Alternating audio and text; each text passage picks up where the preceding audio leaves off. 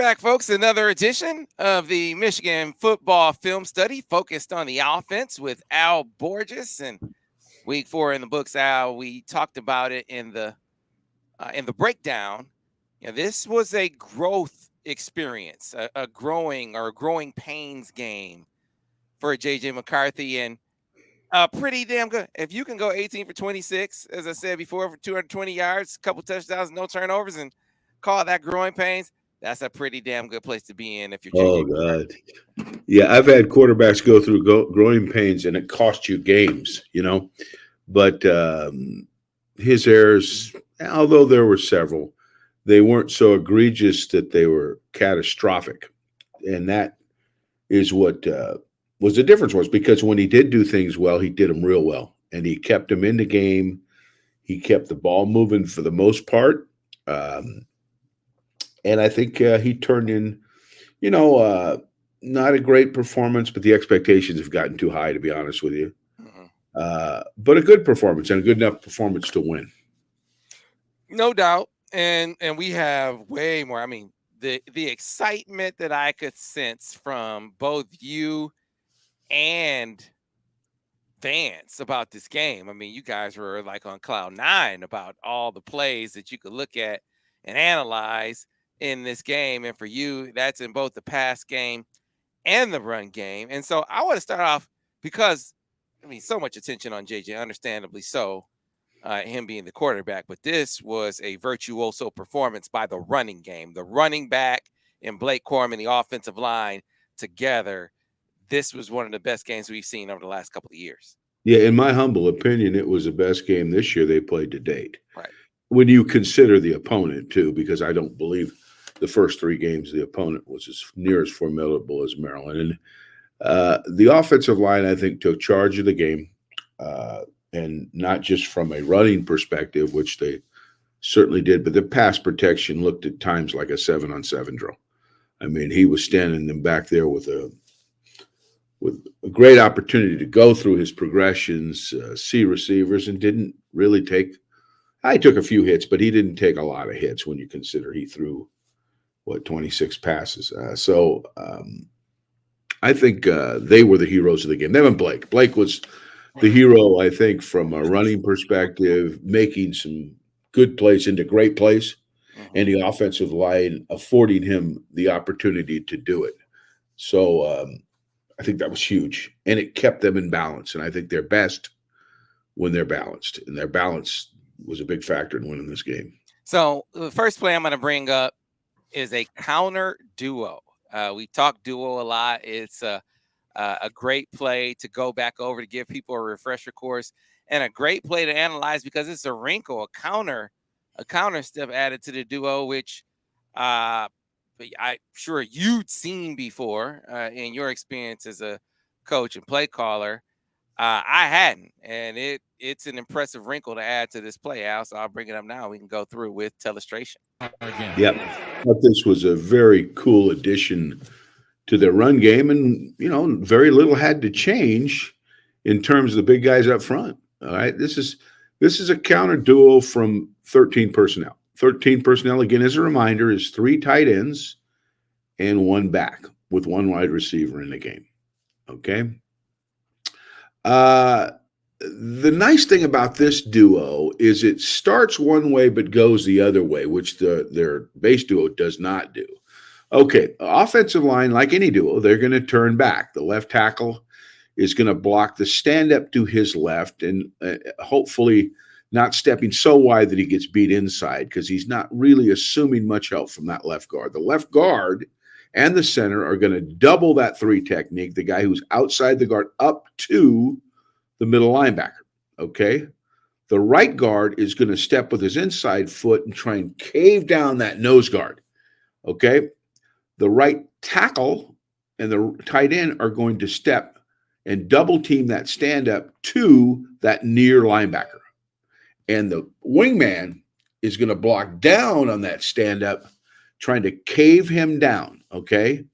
Before we get to that, though, you one of the notes that you had in teaching me the duo from the beginning It's all double teams, 2 hands and 4 eyes. So what do you mean by that, Al? Okay, anytime you're in a double team situation, and that would be in this case, the left guard and center, the right tackle and tight end, they are in at least temporary double teams. Okay, and what we would teach on double teams is uh, 2 hands on the defender, which means for these, let's start with the center and left guard. Okay, the left guard would put let's start with the center. The center would step with his left hand and place it on the inside breastplate of the three technique, while the left guard started with his right hand and stuck it on the other half of the defender. Okay.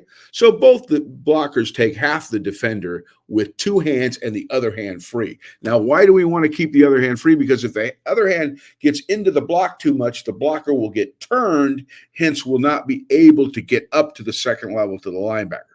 4 eyes mean all 4 eyes are on that linebacker, because that linebacker is going to declare either in the A gap or straight ahead, in which case the center would take him, or he's going to scrape into one of the two, either the B gap or the C gap, in which case the center will take over the three and the left guard will now take that linebacker. So all 4 eyes have to be on where that linebacker declares. Gotcha. Understood? But Gotcha. all that time now, you got to be moving that three technique, because the ideal situation is to run that three technique into the linebacker. Take him for the ride of his life. Get good pad level, violent hands, and move him off the ball.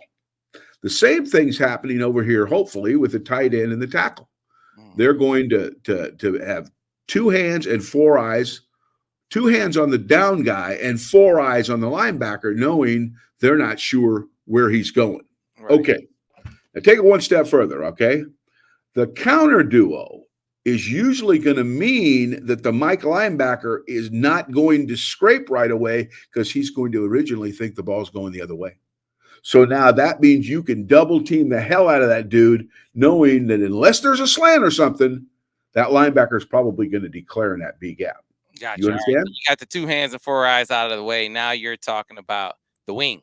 The wingman. Now, what the wingman is going to collect that stand up, get up and down with his inside hand, and see what that guy decides to do. He's going to try and wash him inside so that the guy I call the wrapper, or the wraparound guy, which in this case is Bredesen, is going to come around and block the first thing he sees outside that wing. If that wing declares outside, or that defender declares outside, he'll simply kick him out, and Blake will come underneath him, which you'll see on this play. Okay? So everybody blocking back, the wingman coming around to block the first thing to show outside of, I believe it is Skomacher, and Blake's just going to follow the blocks. Now you'll see Blake, this play is probably going outside because the Mike is likely to declare inside the core of the defense, unlikely to scrape unless the line's moving, which they're not in this case. So he starts to the left, and we're talking about Blake. Mm-hmm. He starts a little downhill just to set things up, and then will bounce to the outside and follow Bredesen's block. Yeah, now I told you before, I used to get duo mixed up with a split zone.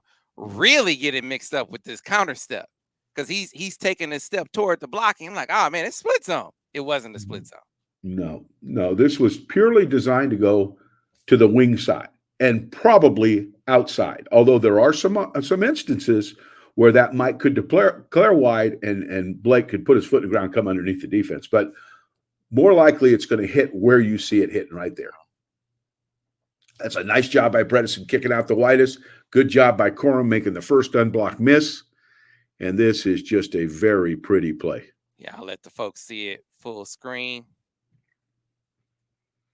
Now watch all the hats go to the left.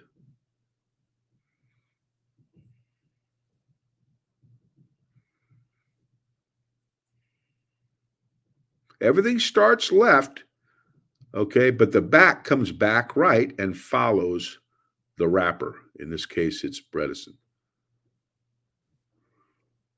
That's one way. That's one minor clue in sort of the split zone duo sort of quick study. Like if you at a glance, what's one of the clues that might tell you it's one versus the other, going opposite the rapper or the kick out guy, or following them is one like real quick clue if you aren't if you haven't being able if you can't see the line movement right away. Like if you're looking down or something, you're trying to pick it up real quick. That's one cheat sheet kind of way, at least for me. At least for Right. me now. All right, but that was a wrinkle that they rode. They rode a couple of times on the They day, sure Al. did. I had that. I had counter duo run. Let me see, 3 times in the game. Yeah, yeah. So it was a wrinkle. They have a way. They do a really good job of taking a play and giving it to you from different looks or different wrinkles in it, right? So Right, without messing up the big guys, because that's the key, Sam. Is you can do a lot of stuff with the perimeter and not miss a beat, but if you start messing too much with the big guys up front, you're going to get assignment errors, and plays aren't going to get started. So what they do is they maintain a core of schemes that the offensive line and tight ends understand, and they dress up the perimeter or change the action of the backs to where it's not really a big deal. okay, Al, here we go. You know I had to bring this one up, even if you didn't want it. I was gonna bring it up anyway. First Oh, here touchdown, we go. Gee. first touchdown Oh, of the game. You knew I was gonna bring this in, Al. Had to, man. You're on the oh, board right Sam. away. All right, I'm going to set the stage for this again. I did this on the other breakdown, but I'm going to do it again, and you won't be able to handle it. And I want you just to be quiet right now, okay? And that's not easy for you, I know. I know, almost impossible. But in this play, when I watched it from the booth during the game, I was thinking it was a naked slide play, which we detailed a week ago and explained. And Sam looked at me and said, I think that was an RPO, Al. And I look back at Sam. I tried to be polite, but it's hard with Sam. God, it's hard to be consistently polite to Sam. For me, it is anyway. I know other people, maybe, but not me. I'm just not built. My tolerance level. I'm around him too much. But he said that's an RPO, and I said no, that's not, Sam. It's a naked slide. Shut up, okay? Well, I'll be damned. It's an RPO. The guy got me, and I didn't, I didn't. I got another look at the play, and this was this play that they ran a year ago with great success, I might add. Josh Gaddis loved this play, where they would run the open side zone, okay, and he would read the end, and we'll show you the play because we're going to telestrate it, but it looks a lot like a naked pass, okay? It's an open zone RPO with fly action. So they're going to bring that flanker back and pretend there's a fly sweep coming. And then they run what I call a little banana route with the tight end, and we'll detail that here when we telestrate. But they're in quarters coverage. They're in there's your read defender. That's the guy there that's going to determine whether JJ is going to hand the ball off or pull it and throw or run. Okay, all three of those are possibilities on this play, which would not be the case if it was a naked. It would simply be throw it, basically, and run if you have to. Okay, so this is a three-dimensional play. There's your fly sweep. There is your line route, not a slide. What's the difference between a line and a slide, Sam? You're my litmus test. Yeah. The slide is ascending. The line route does not go over the line of scrimmage. Hence its name, right? Hence its name. There's the banana route. Now, the key to this thing is that tight end's got to almost pass. Once he passes that linebacker, who will probably bite the run, which he does, he snaps the route off for about, I'm going to say, 2 or 3 yards inside that cone in the end zone, okay? But it's got to be quick. It's got to be quick because those linemen are going downfield, okay? And the first indicator that it was an RPO was CJ on the bottom is blocking a corner. If this was a naked play, he'd be running an over route, okay? He would be running some kind of a pass pattern, all right? The first look for the quarterback is low to high, but he kind of reads them together. If he sees that line route's uncovered, he won't even look at the tight end, but he peeks and sees that the safety and the corner, as you'll see in a second, bite the run. So it's a 1-2. There's your blocking scheme. Inside zone play to the left. All right. They're going to push out. On the stand up with the left tackle, push out on the 4-eye with the left guard, double team the nose guard to the backside linebacker. And because that 4-eye on the right tackle is inside him, Trente's just going to wash him down. Okay? Because the read defender is always the first guy outside the tackle, which we've already shown you. And that linebacker that to the quarterback's right is unblocked. Okay? He is unblocked. So we're going to kind of count on fooling him. All right? Which we do. There's your third read. If both of them don't look good to you, take off. Quarterback is always a viable option on an RPO as a runner. Okay? Ball must come out fast. How come that ball's got to come out fast, Sam? Because you get linemen downfield. You got linemen downfield, and they're not told anything different on an RPO. Let's be clear on this now. They aren't told, don't go more than 3. No. This is a run play to them. So if you throw it late, that's not their fault. They're thinking, I'm blocking an open zone because that ball could be given to the back if for some reason the scenario, the read defender gives him that dimension. Okay. This tells you, by the way, the whole concept of an RPO tells you that they love offensive coaches and offensive football more than defensive coaches and defensive football, period. Defensive coaches will tell you that. How do you allow offensive linemen a couple of yards downfield? How is that not an eligible man downfield?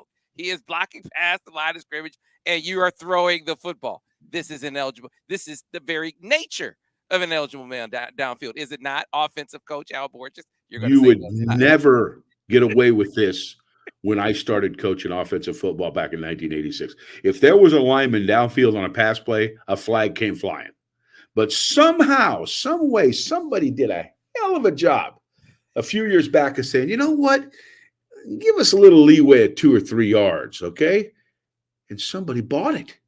They bought it. I still think it's BS. I still, to this day. Oh, even as an offensive coach, you think it's BS? You bet I do. I think it's unfair. I do. But if they're going to let us do it, I'm going to do it. If they're going to give us that latitude, I'm not going to watch other people burn us do it and not do it the same way, do the same thing. But if fair was fair, and I'd say, this is BS. You can't let linemen go down on a pass play. I said, that not 1 yard. You know what I mean? The only exception to that is if he's engaged with a defender. But if he's disengaged with a defender and he's downfield, in my opinion, that should not be in football. But it is. So I took advantage of it when I coached. And if I restarted my engines, I'd do it again, as long as the rules are going to allow. Okay, there's the two guys right there. The corner and the safety are taking a bite on the run. Oh, my goodness, they are. And Schoonmaker runs right by the dude. It looked like two ships passing in the night, okay? JJ makes a good decision. Again, it's a little bit like bluff running. You remember we talked about bluff runs? Be a little more aggressive with the pull when it's a bluff. Where it's in a normal zone read it out. But be a little more aggressive. Don't be afraid to pull it. If you're in doubt, pull it. Whereas if it's a normal zone read, when in doubt, hand him the ball. But this is very much like a bluff run. If in doubt, pull it, go through the progression. You got all good stuff going on here, Sam. You got a tight end running to the corner who's got great hands. You got a tight end in the flat who's worst case scenario, you can throw it away to him, and you got a good running quarterback. What better play to run inside the 10-yard line?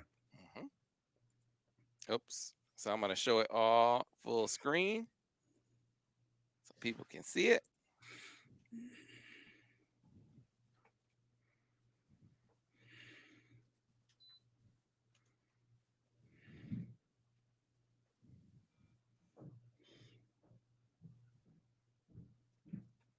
I think that's some beautiful artistry, Al Borges. I know. Who did that, Sam? we must have brought in a specialist to just do that stuff, didn't we? There's your fly action, a lot of eye candy. Oh, look at that. That's just beautiful. One more time, Sam. Let me see that again. And oh, there. Don't even need to. Let's watch this angle. Okay, so beautiful. Nice play. You see the same picture the quarterback sees. Yes, sir. Good Gotta way to love start that, the game. Mr. Borges. Gotta love that one. And so that's how the game started for J.J. McCarthy. I mean, you get him in a groove, you get on the board right away. A lot of folks expected, you see that, it's off to the races. It's about to be it's about to be a blessed day for the offense. And you wound up having some hiccups here and there, right? And so this is where we start to show, some of the growing pains, Al, some of the growing pains.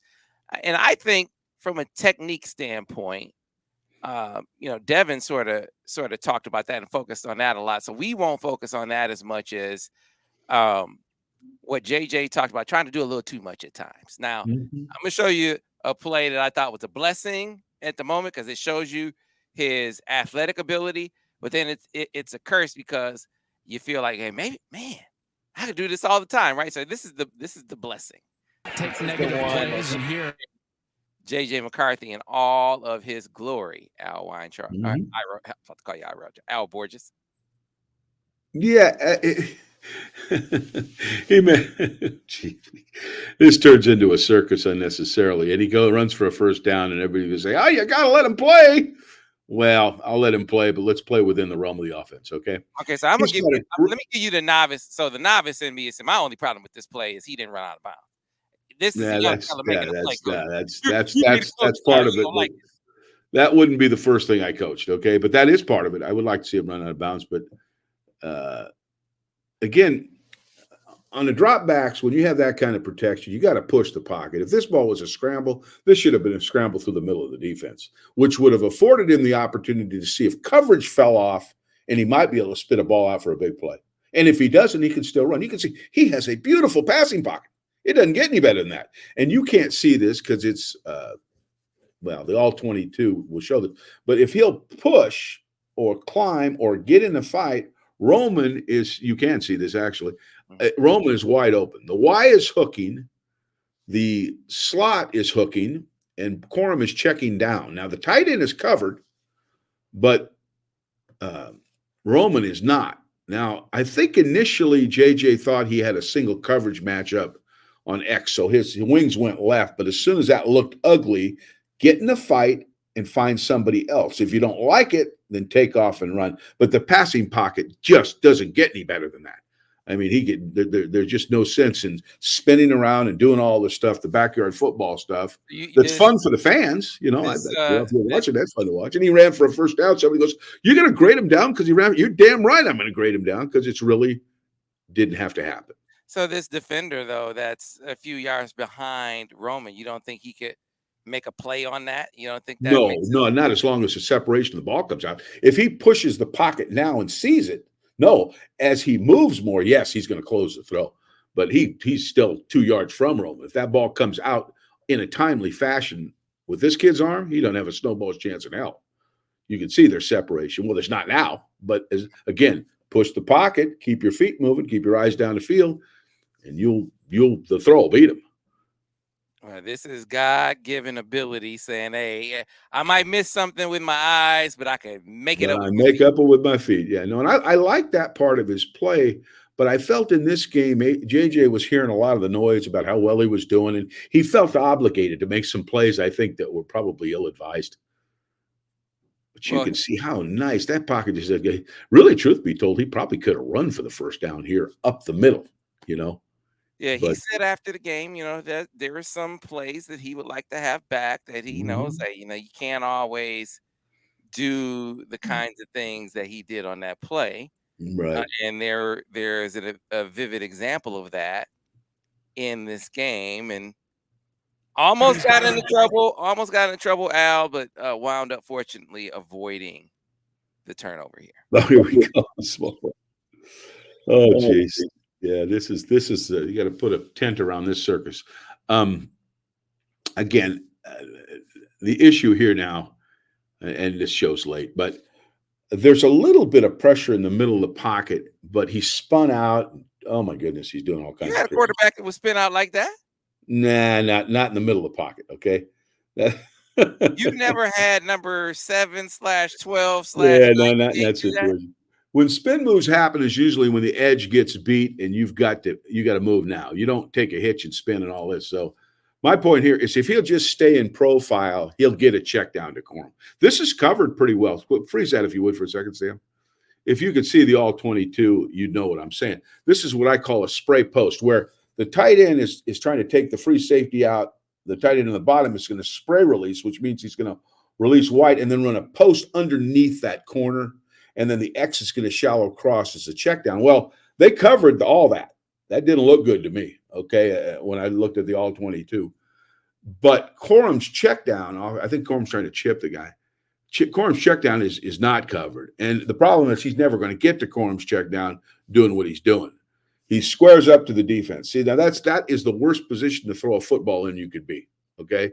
You don't want to have your shoulders square to the line of scrimmage, okay? You want to stay in your passing profile as long as possible. And you can see Corum's looking for the ball. But if JJ will hold his point, just hold right there for a beat, maybe quick hitch it or hang throw it, he could slip that ball to Corum. But right now he's facing the defense with no position to throw the football, and he's forced to go into his act. And you can see what happened. It almost turned out to be catastrophic. But one thing to remember about quarterback is you're going to have improv plays. You're going to break your profile, but you want to stay in that passing profile as long as you possibly can before you're forced to abort it.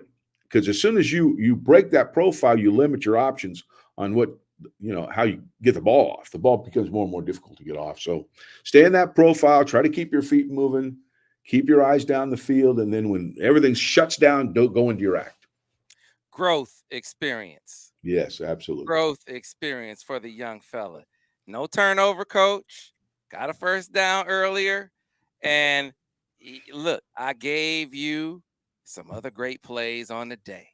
Some other great plays to say, okay, young fella, we're gonna live with the growing pains. We're gonna grow with you through the growing pains because you can do things like this, Coach Borges. Yeah, I like this play. This is a play pass with a double post, Y shake versus cover one, which is man free. There will be a free safety. Kind of an unusual way to get to a cover one, but they look like they're kind of in a three. They're going to look like they're going to maybe go to a three coverage. Okay, the defender's outside of number two. But here's your routes. You got two post routes, okay? And they're trying to really more or less clear it out so that that Schoonmaker can run his little shake route, or what I call a shake route. It's a little tight end post corner, okay? The backside tight end, as we diagram this, let's see. There you go. He blocks, and then the quarterback will fake a stretch play, come off the fake, and kind of alert. You'll see on the progressions here. You can see it comes off, reaches to fake the handoff, and then just comes in behind Corum, sets up about on the right guard. Okay, not quite in the middle of the pocket, but close to it.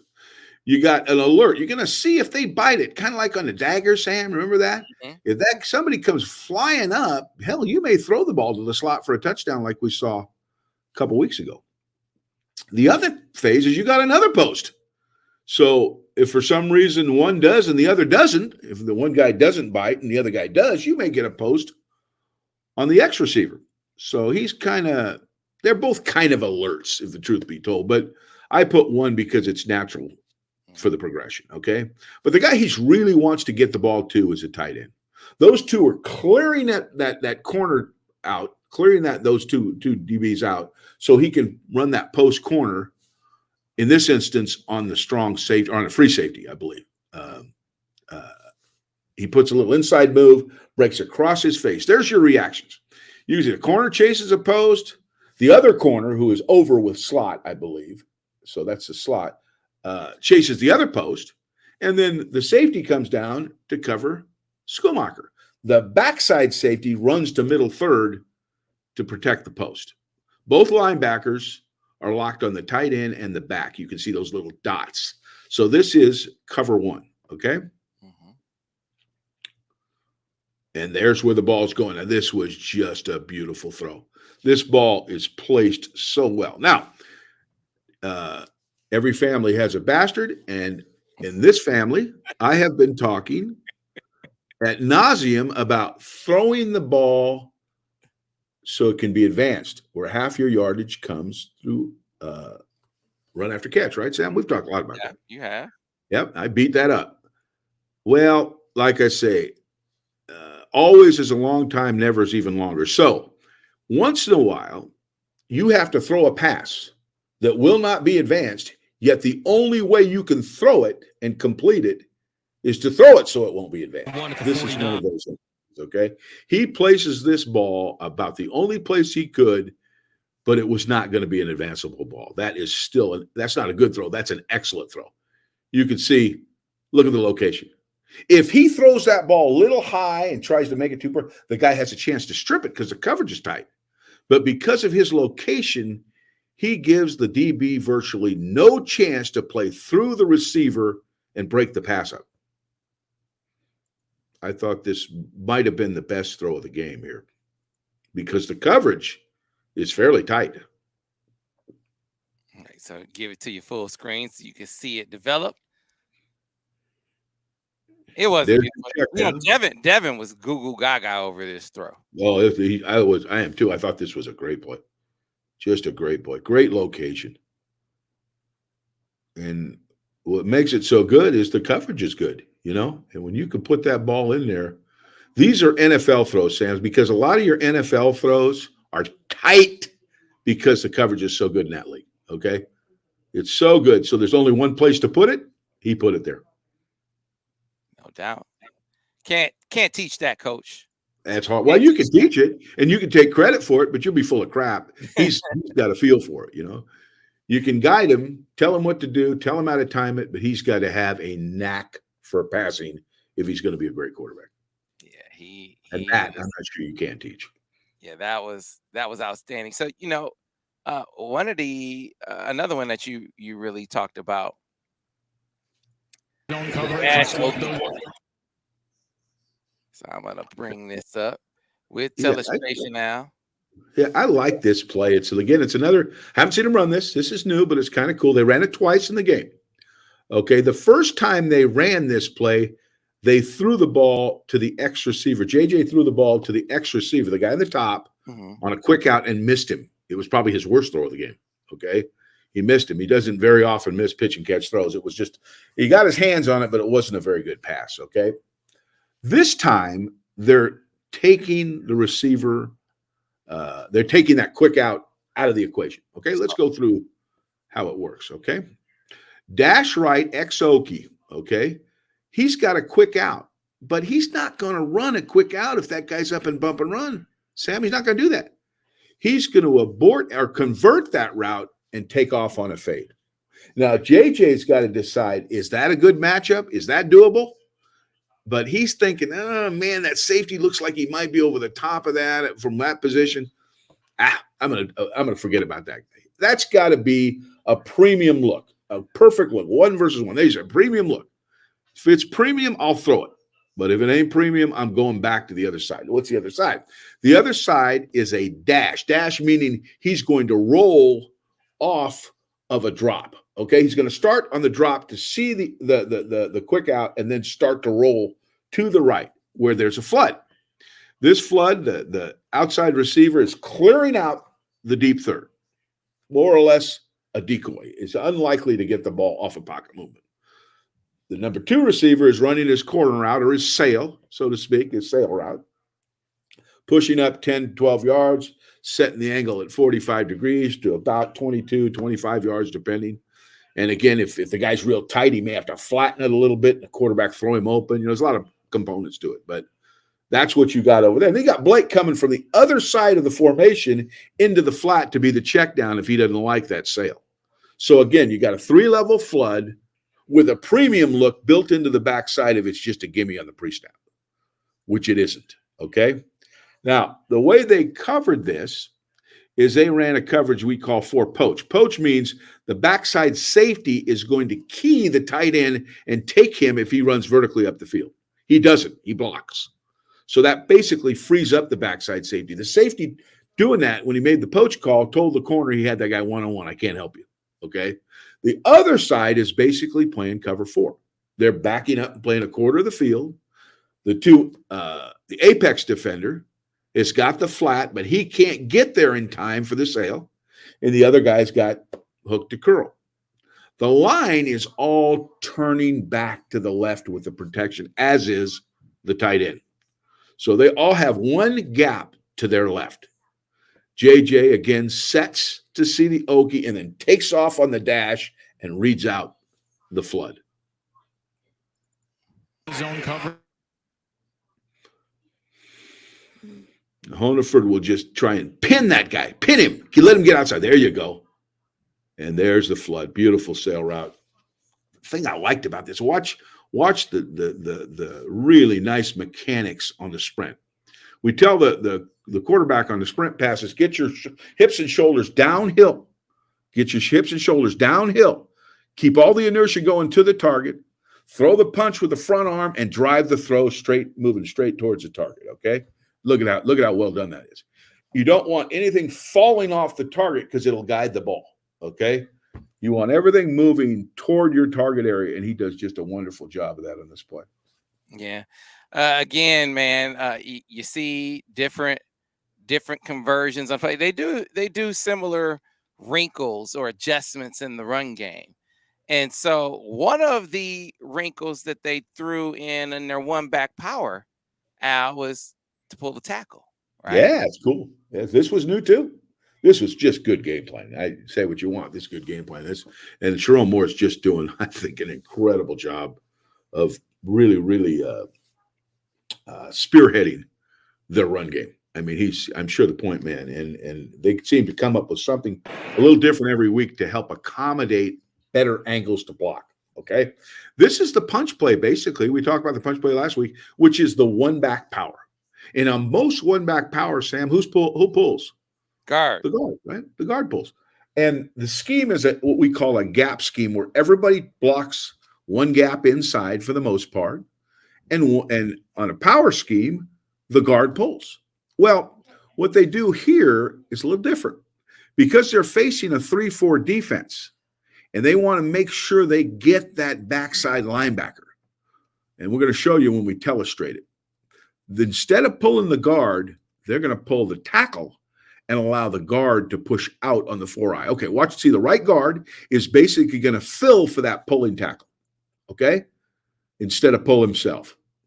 The left guard and center are going to double team the nose guard to the backside linebacker. The tight end and the left tackle are going to do the same thing on the 4-eye. Now, the 4-eye is inside, so the tight end may not have to take a big bite out of that 4-eye. He may be able to go straight to that linebacker, okay? And now the tackle is free to pull on the apex defender, okay?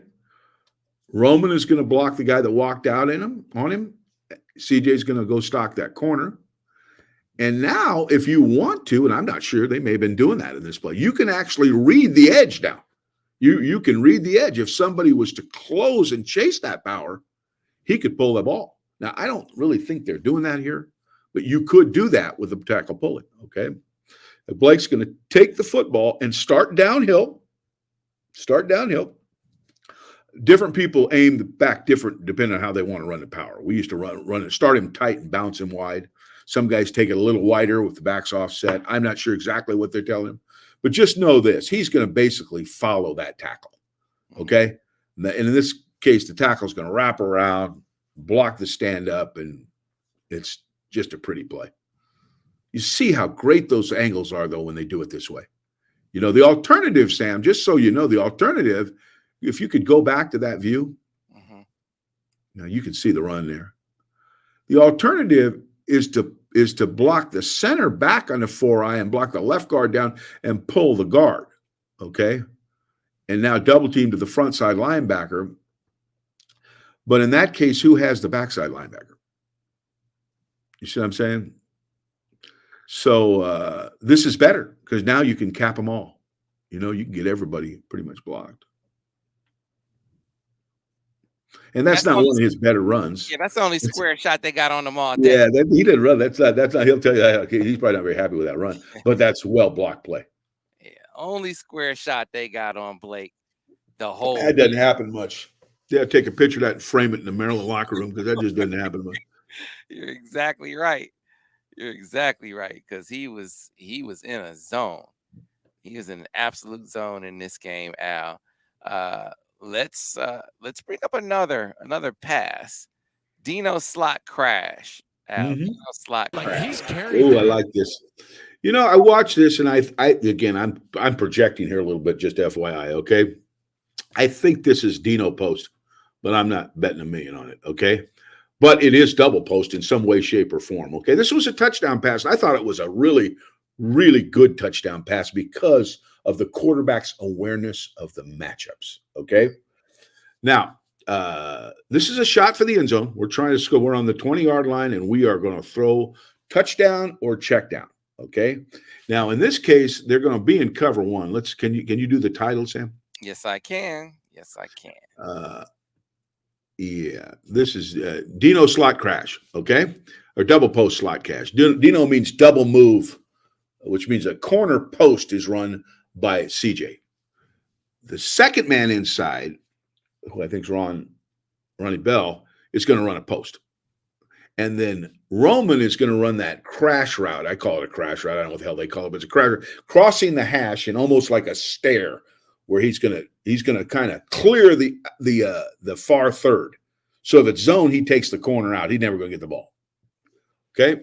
The tight end is a shallow crosser, and he's going to try and cross the field and stretch that area out, attract the defender so you can throw that double move post. Okay. Now, the progressions, he's going to alert, kind of got two alerts. He's going to look to see if Roman clears, or he's going to see if that safety jumps Roman so he can throw the ball to Ronnie. So let me ask a question from a novice, non-player perspective. And this is where your descriptive wording of alert and explaining what you mean by alert really, really comes in. Because when you draw it on paper, I'm thinking, okay, you see 1, 2, you see the reads, and I'm thinking, okay, well, hell, he just went to what might have been his third read in the progression, but that's not necessarily how it goes when you are reading progressions. He has a pre-snap look that tells him, hey, that alert is looking pretty good, right? So that alert just became a 1. That's right. That very well explained. That alert just became a 1. It is no longer an alert. Why? Okay, why? All right, let's talk about that. He gets under. He takes a look at the back end. What does he see? He sees the top receiver is pressed in bump and run. Running a corner post against press coverage can be very tedious and take too long. And he's saying, oh, God, I'd rather that corner was off to throw that route. I'm not saying he can't beat him. He can't, but I may have to hold it too long. He looks at the second receiver, and he says, ooh, that's man-to-man. That whole look is man-to-man. There's a free safety in the middle, and they're up pressing those 3 guys. And he says, oh, I might peek at that now. Let's see what that safety does. But he's kind of canceling CJ, I'm thinking, maybe, And then he looks at Roman. He says, oh, this really looks good. This guy isn't even pressing Roman.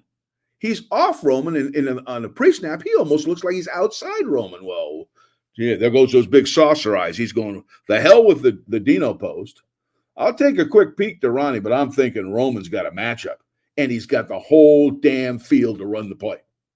Because Schumacher's going to shallow and take out the inside linebacker, okay?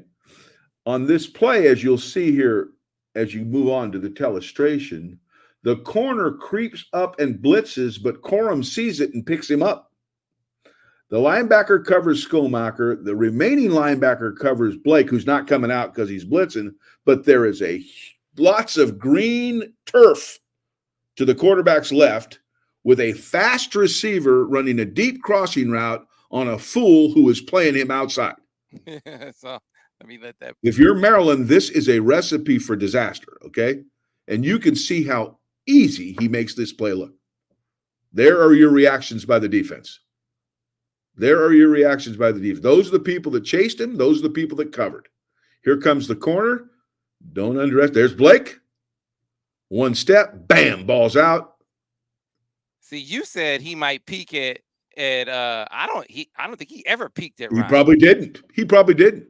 Or what he did, he went through the alerts one at a time. He said, okay, I'm going to alert, because the best looking dude on the pre-snap is Roman. I'm going to look at him. And as soon as he saw the scenario, he said, "The hell with the other one." He's just available to him, Sam, if for some reason Roman didn't win. You know what I mean? But on the pre-snap, why bother to look at the other guy? The first guy's open, Mm-hmm. right? Yeah. So this is a lesson in progression reading. He aborts what you think is going to be placed when you draw it up. You're going a shot in the end zone, right? But don't even look over there because you got, like you said, what do you call it?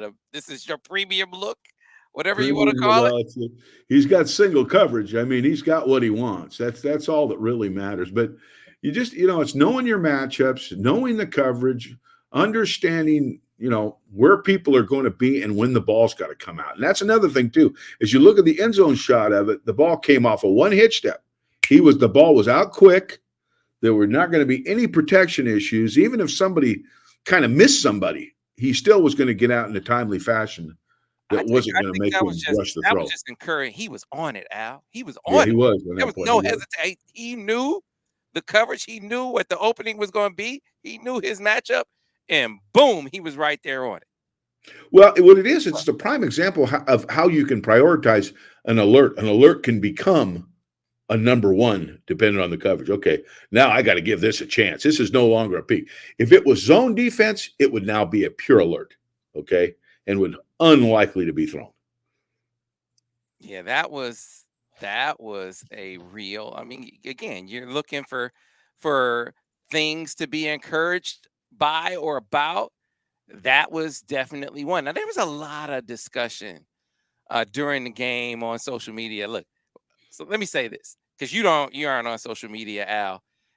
It would drive you nuts because people Can't do it, it, Sam. Can't do it's it, Sam. it is not just, let's just say there's not a lot of composure being exhibited in the heat of battle on Twitter. I mean, these people are going nuts and they're like, oh man, why aren't there more RPOs? Right. And we sort of went over in the commentary, in the breakdown sort of portion of the program, where you sort of explain what the thought process might be as to why they weren't RPOing as much, and why it looks glaring when you look at how much Maryland RPO. But I asked you a very pointed question. I said, "Hey, might you be influenced by a couple of reads that he made that he's not really on it today?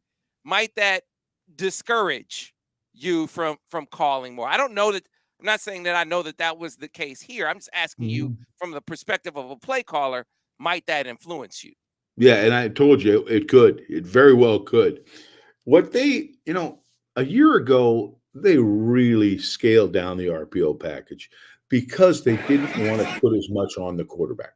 Because the more you RPO, the more he's got to be Superman, right? He's got to make all the right decisions all the time. And they got a good enough running game where they don't have to RPO all the time, where I think Maryland is much more dependent on it. Okay. I don't believe Michigan is, and they've kind of proven that. It's a beautiful package, but to me, it's a use it, don't abuse it deal. We got a kid that can throw the ball without having to go through all that mechanic every single time. Let's let him do it, and then occasionally let's RPO or run control with our run game. So this But was I think it again. I think it's a use it, don't abuse it, and yes, it can be. The coach can be influenced if it isn't looking as good as you might have hoped. yeah. And look, I think they will. I think it's something that they're going to do more and more as the season goes on. I mean, again, you have a quarterback in his third start. You are gradually increasing the decision making workload, because every play a quarterback is making a decision, right? But the level the level of decision making, and, you're giving it to him in doses and not the whole damn bottle at one time. So this is an example, though, of a play that was very widely criticized by fans. It was somewhat criticized by you, Al, to talk about the play call. I'm saying, I know I'm not a play caller. Never been confused with one. Not on Al Borges' level. But I'm saying, man, this is a damn good play call, Al Borges. It's a good play call. The only thing that I would question, and again, if he just flips the ball in the RPO, no conversation, because if the fans thought it should have been thrown to the RPO, they're right. No, It they should didn't. have They been didn't know it because was an RPO. They said, "Well, why are you handing it to Isaiah?" Because so it's 3rd and 4, as you can see. 12:50 in the third quarter. Blake has gone out for a play. So this is and they are not putting CJ Stokes back in the game. So this is because he fumbled. Yeah, yeah, so yeah, this is Isaiah Gash. This is your yeah. your This, and I don't know how good Isaiah Gash is because I just haven't seen him enough. Okay, and he's probably a hell of a back. I don't know, but this is a crucial. You're at 12:50 of the third. It's 3rd and 4, and you're dying to keep this drive going because I think it's the first drive of the first half. Okay, it's the second half. So that said, okay, I with 4 yards to go and at Blake Corum, I probably wouldn't blink an eye to run this play. But with the fourth back in there, who was really he's the fourth back, I would be more inclined to let JJ do something off of a 3-step or a sprint or something and let him just read it out. Okay. Now, that said, again, the argument is good. If I'm the play caller, which I've been, I would say you're full of crap, Borges. Look at the doggone RPOs wide open. Yeah, look at Okay. AJ Henning, top of the screen. No There's no question. No, he's there is oh, no argument. oh, None. he's But sipping my Mai Tai out issue is there, not Albert. that. What if they wouldn't have given him the RPO? They did, but let's just say they didn't. Say they kept the ball. I would not want to hand the ball to my fourth back to gain 4 yards in this situation. I just wouldn't. I might do it with Corum, but after the fact, again, the beauty of RPOs, Sam, you know how the beauty, I told you, you're never wrong as a play caller. You can always just blame the quarterback. I told you that a couple I'm of times. blaming the quarterback. I'm saying that this is one that of the plays that he said he would want to have back. Well, no, that's what I'm saying. But you can always blame the quarterback because if he doesn't make the right read, I call the right play, damn it, right? And that's the way the play caller thinks on RPOs. And he's right here because this ball should have been pulled. The nickel fires off the edge. They load up the box. They're a man short, and nobody's covering a guy in a flat. So when I grade him, you know what he gets? A minus. But my point is, I would have rather ran another play based on the personnel available. Not necessarily the scheme, based on the personnel available. So for whatever that's worth. And so And that doesn't make me right either because if he throws that, this is not a conversation. so you see the coaching points. And so here's another give pull decision. Yeah, this was just a bad decision. Now, if you could pause that for a second, whenever you've got a bubble involved in the run, this is an open side zone, I believe. And they do what you call matched heads. Now, you've probably heard Devin talk about this before, where every single receiver, they're in a four-man look to the field, right? Quads formation. And Maryland puts a guy over every single dude, which dissuades you right now from throwing the bubble, okay? But you got a decent box. Now, the hell with the bubble, read the edge defender. Well, the edge defender is clearly squeezing the play. This is screaming pull the ball. You see eyes, shoulders, demeanor, eyes never go to the quarterback. Squeezes hard, and as soon as he's handed the ball, he's hit. But if JJ pulls that ball, he's going to go run for a first down. When you see JJ, I mean, did you see him? Did you see him Mhm. on so now watch the quarterback the whole way and watch his reaction. Did you see his He reaction? knew it. Yeah, he knew it. He knew it. They usually do know it. They usually do know it. So one of those things, and this is an excellent game for him, Al Borges. This is an excellent game for JJ. I mean, you look so much at what his numbers say, and his numbers say this was a good this was a decent to good game for him. Wasn't Yeah, a it's a great pretty good game. game. It was Yeah. decent to good, but Yeah. it was great for his growth. Yeah, Great I for his thought so too. You gotta make a few mistakes to grow and get better. And this was a kind of game that he did that and they didn't. The pain was not excruciating. They won the game. They got out, and I'm betting he learned a lot of football this Yeah, day. I think people I think the concerns coming off of this game and some of the critiques are way overblown. He's a special talent. He Yeah, is a special talent who is not a kid who rests on that. He's right. not a guy who's just satisfied with his God-given gifts. He actually works at it. He actually Yeah. puts in the time. I mean, a number of times I heard stories from defensive guys who say, "Yeah, man, JJ was in, sitting down asking me questions about coverage and what are you trying to do with this coverage and what's the weakness in that coverage?" I'm like, man, that's a guy with a thirst for getting better, Coach Mhm. Borges. And Yeah, you gotta and love to see that. And remember, Sam, what I said when they named him the starter. We had this conversation. There's going to be some bad plays. You don't panic and say, oh, God, no, he's not as good as I thought we was. Oh, God, maybe we should think about getting mad. No, no. You let him grow. You allow him to grow in the position by making some errors that you did with the last guy you made the starter. You didn't pull him out of the game as soon as he made a mistake. With the same thing with this kid, you got to give him a chance to work through some of the errors. You got to give him a chance to come back from when they're behind. That's another thing is you can't pull him out just because you're losing. You got to give him a chance to bring you back. And then if you feel like at one point he's lost his confidence or you're beating your head against the wall, then you do what you got to do. But you got to if you're going to make a quarterback a great quarterback, you want to win the national championship, you got to give him a chance to deal with adversity because that's the only way he'll grow in the position. Yeah, man. And so you want to see? Let's talk more examples of growth, Al. Why delay? And I want you to talk about how you know this is a wide delay because this was a little bit of a question with Devin when I said this was a wide delay. Yeah. He said they generally, when they free release their back, you watch Corum is going to swing hard. They're trying to pull the Mike linebacker out. They have the tight end hold, and the quarterback reads the linebacker. If the linebacker widens at all or chases the back, then he just dumps him the delay, right? When you know it's not a delay, it's usually he's looking someplace else, blocks, and then just kind of checks over the ball. They did that several times last year where I don't think he was the primary receiver, but I think he is on this one. And if you watch McCarthy, he looks – I like this play. It was a little play, but I thought this was a good quarterback play. This was a great quarterback play. See, eyes are right on the tight end. Doesn't like it. Move feet a little bit. Boom. That's what I'm talking about. That's not a circus. That's just moving your feet a little bit, finding a little different throwing spot, keeping your eyes down the field, and checking the ball to the tight end. Not by structure, but by improv. Man. But it wasn't a circus play, right? It's subtle but important. He recognized the mic sitting on it. Didn't throw it, Al, but didn't give up on it. Didn't give up on it. And bought time for it to clear. Exactly. And that I really like this. But you watch, until he's ready to let that ball go, he stays in profile. He doesn't turn and square his shoulders up the line of scrimmage like you saw earlier. Okay. So he always threatens the defense as a passer because after the fact, he can always threaten the defense as a runner, right?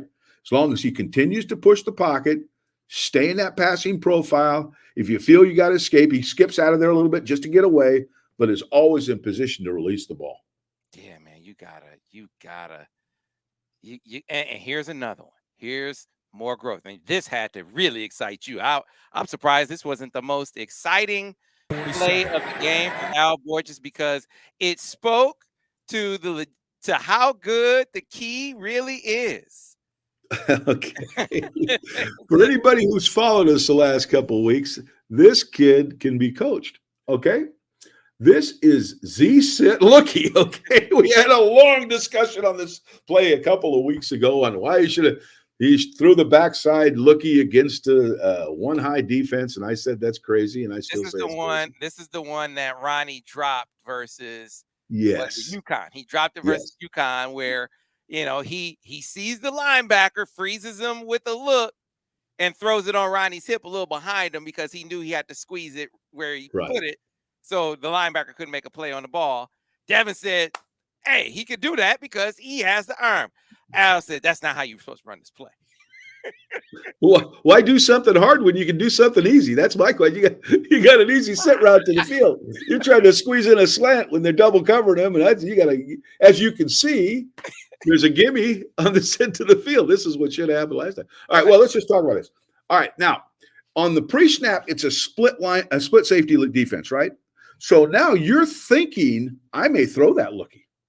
But it's all based on with that near linebacker, their right linebacker to the left of JJ, okay? It's all based on what he does. If he drops towards Ronnie, straight to the sit side. If he drops toward the tight end, throw the looky because there's a big hole in there. You understand? Mm-hmm. Well, he's smart enough, even though it's split safety defense, he doesn't have the looky. The linebacker does the same thing, really, he did last time. He dropped towards the lookie. His eyes went straight to the sit side, and he completes the ball on the sit to the tight end. The only argument you could make, and it's a pretty good one, is he could have thrown the ball back on a swing.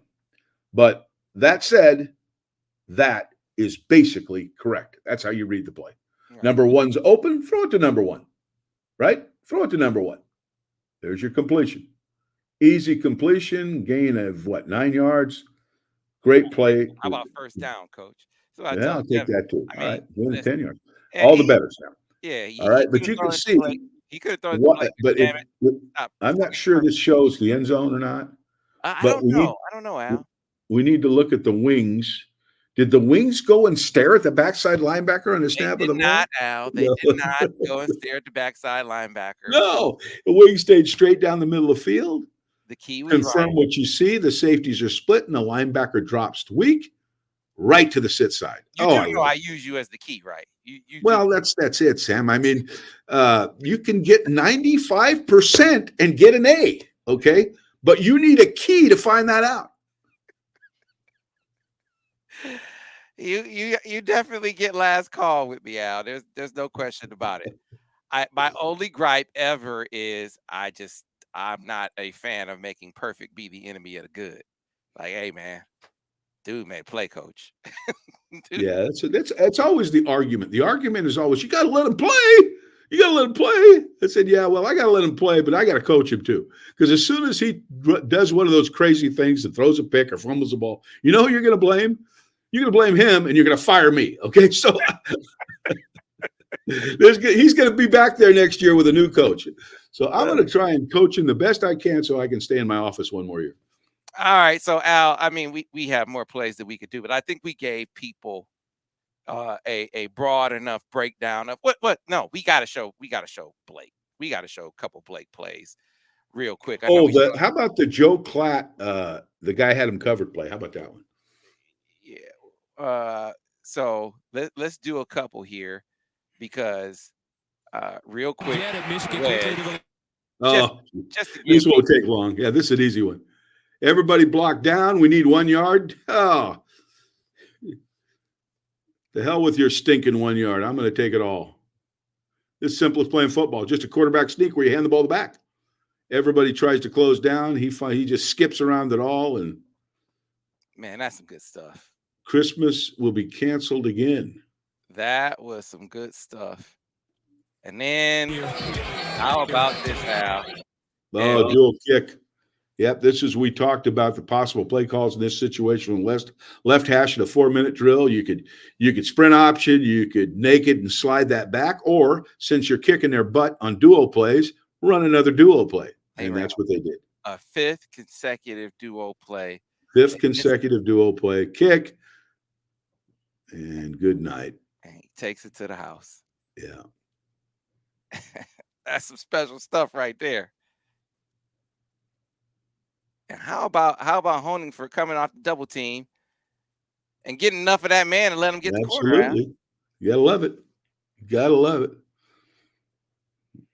Yeah, we couldn't get out of here without giving Blake his little more of his due, Al Borges. How about the cover 2 play, Sam? The 2 trap play. Do we got that one anywhere?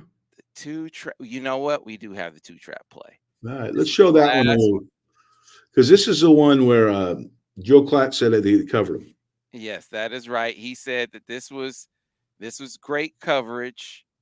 And it turns out, as you looked at the all 22, Al, that this was probably an example of what we talked about earlier of there being a play or a coverage that he hadn't seen before. Yeah, I think he got fooled a little, but as we show it, let's show it, and I think that will right. As I bring it up, best tell the story. Lake Corman. All right, now we're going to illustrate this, but I want you just want to take him through a little bit. The outside receiver is just taking off, and the inside receiver is running a dig. Okay, but the tight end is clearing through the middle for the dig. What is in essence kind of an inside dagger. Okay, so your alert really is the tight end, right? And your primary, I'm guessing, is the dig. Okay, Roman just kind of clears out on the bottom. Now, with the safeties split and high, you're thinking it's cover two. The tight end should be your most viable option, but it goes beyond that. It's not just two, it's cover two trap. Trap meaning the corners now, rather than reroute the receivers, are going to jump inside the receivers and basically give them an outside release. They're doing that because they want to kind of double any crossing routes or option routes coming from the inside of the formation. Okay.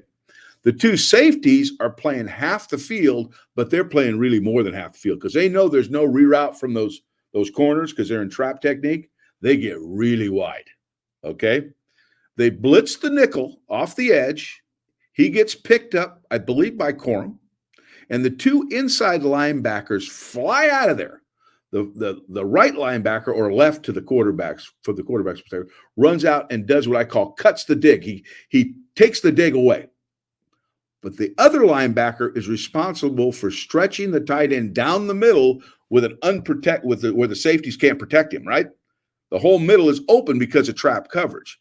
He has drawn linebacker coverage on a split safety defense. He took his eyes off it too fast. Had he just hung in there, he could have hit the tight end because the tight end basically runs. You can see it there. That's going to be a little two throw, a little drop it right over the goalpost throw, the crossbar, right into his hands. But that guy you can see is in panic mode. He knows he's got to haul ass to pick him up. So if the ball's even underthrown, you're probably going to get pass interference. If the ball's thrown nicely, you can catch it in full stride against two safeties that are blowing off a hash mark. Yeah, so this is the right in the middle of the field. Let me blow it up so folks can see. Right in the middle of the field, that's Schoonmaker with the linebacker in a perilous position. He cannot stay with him. The safeties are split. This is going to be a big play. You have the other linebacker jumping the dig here. This is where the ball in the future. This is where JJ will go with the ball. And if you look at his wings, he's just got off Schoonmaker too fast. His wings are looking right to the dig, and just as he looks to the dig, the other linebacker cuts the dig, and now he's got to hold it too long, and they get a little baggy on him. Not so much a sack, but they go all the way around the bend. The protection's fantastic, so to call this a sack is. But let me tell you why this is a great play. He did not force it in there, and I think from an internal perspective, I mean, you want every play to be made, right? But hey, let's live to fight another day, young fella. Let's live to fight another day, coach. That's what, coach, I was thinking about living to fight another day. And so I thought about that. We used to say, pick up your weapons and move on. We lost this battle. Pick up your weapons, move on, use your weapons to fight the next one. Okay. Yeah. So no, I thought it was from what a learning experience type, from talking to you, from talking to Devin, from talking to folks on the inside. I thought it was a great game for JJ from a learning perspective, from an execution perspective. If you're grading it, decent to good.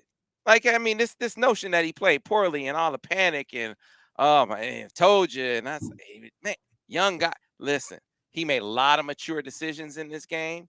He made some excellent throws in this game. He missed some shots. Saw some coverages that he didn't recognize. But it was his third start, Al Borges. I contend again, this was a great game for a quarterback in his third start. And it's a good building block to the next test, because the next test is on the road at Iowa, who plays a very sound, simple, but sound defense. And the coverages won't be real complicated. They'll be run well, though. They'll know what they're doing. Phil Parker does a little more than Norm Parker used to, who the former defensive coordinator, but they're still basically, an under team that plays quarter, half coverage. But I think he'll understand it, and he's got to deal with the environment, because that is a hard place to play. But this was a good precursor to that, I think. Gotcha. Well, Al Borges, we got a chance to let you flex your muscle as the key once again. We also saw you showed some vulnerability, that the key is not always right. So I think. Well, Sam, a blind hog finds an acorn, but the sun don't shine on the dog's ass. I can't remember what that is. I don't know why I started that. I screwed that up. You sure did. The sun shines on the dog's ass every now and then. I just stick with a blind dog finds an acorn every so often. I've used that a time or two my damn self. But it's always great, Al Borges. Just remember, folks, the footage in this video does not belong to us. We do these videos for the entertainment, education, Edification. There you of go. you, the Right. viewer, and the listener. You can support our videos and the channel in other ways. You can like this video. You can subscribe to the channel. You can certainly subscribe to our podcast channel as well. You can subscribe to the MichiganInsider.com, where $1 gets you in. And once you become a full paying member, you also get access to Paramount Plus as part of your subscription. So you can't beat it. And Al is an author now, too. That's right. Deny the Tiger should come out anytime now. I'll let you know when the release date is. My undefeated season at Auburn back in 2004, when we were denied the opportunity to play for the national championship, but book detailing all that and some Michigan experiences too. So I think even the Michigan fans will find that a good read. Gotcha. All right, Al. Appreciate you, man. We'll talk to you next week. Rest of you, thanks for watching another edition of the Michigan Football Film Study focused on the offense with Al Borges. Go Blue.